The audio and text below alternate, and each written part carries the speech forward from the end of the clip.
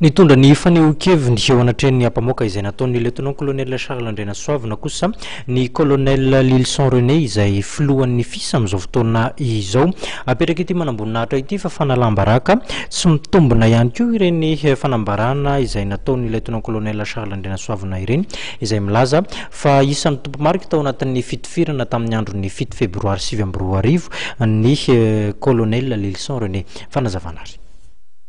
Tsy nisy miaramila avy any ivelan'ny tifitra fa miaramila mpiambina ny lampanambotsiroitra ny tompon'antoka tamin'ny fitifirana ny Sabotsymena 7 febroary 2024 araka ny fanazavana ny tele-lehiben'ny FIS ny colonel Lilson René tamin'ny mpanao gazety androany. Araka nambaran'ny lehiben'ny FIS hatrany ny filoha teo aloha Marc Ravalomanana sy ny manamboninahitra jeneraly sy ny manamboninahitra tsotra teo ambany fifehezany no tompon'antoka tamin'ny rara 7 febroary ary ireo ny manan-karama ny lieutenant colonel Charles ilaza zavatra tsy mitombina izay entiny hanadiova-tena ary totona ny filohan'ny tetezamida sy ny lehiben'ny FIS amin'izao fotoan'izao amin'ny alalan'ny fanaparitahana ireo kapila mangirana eny amin'ny tsena amin'izao fotoan'izao. Zavatra ataony amin'izao io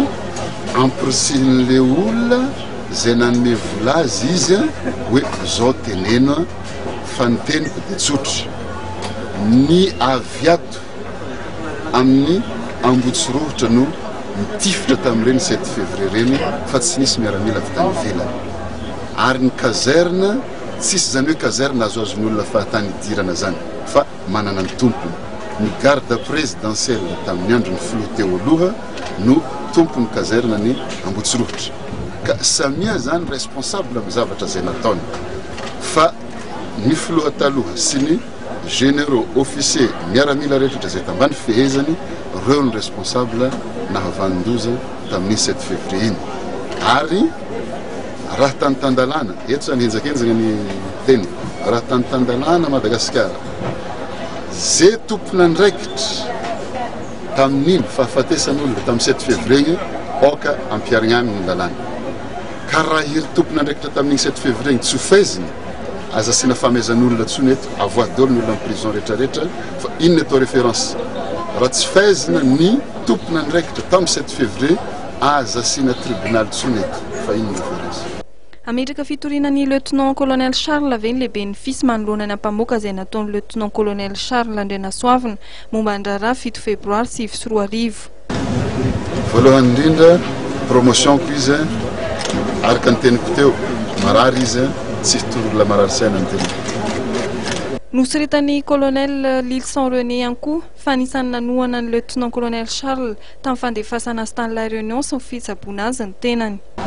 Oka tadidintsika fa Charles marary voalohany indrindra promotion-ko izy rehefa nigadra izy teny sefaty salama dia nangataka ny promotion la 19 hoe hoevakuena any La Réunion izy teny tenako zao no nandeha nanatona amin'ny filoha ny karakara avion spécial nandefasina Charles nandeha La Réunion zany hoe raha tsy zaho namany efa maty colonel Charles tateoriny izy nanana difficulté nanana fahasarotana arabola miantso anahy isan'andro mitady vola ary efa ero maromaro no anisany nampiako manokana fa amiliara ny arereny opération any La Réunion. Anampatsahivy ny colonel Lilson fa efa imbetsaka no nanao fanonganam-panjakana tao anatin'ny tetezamita lieutenant colonel Charles Andrena Soavina. Anisan'izany ny fanonganam-panjakana tsy nahomby izay nitranga ny volana aprily 2024 teny Ambotsiroatra, teny Fort Duchesne ary ny teny Banivato.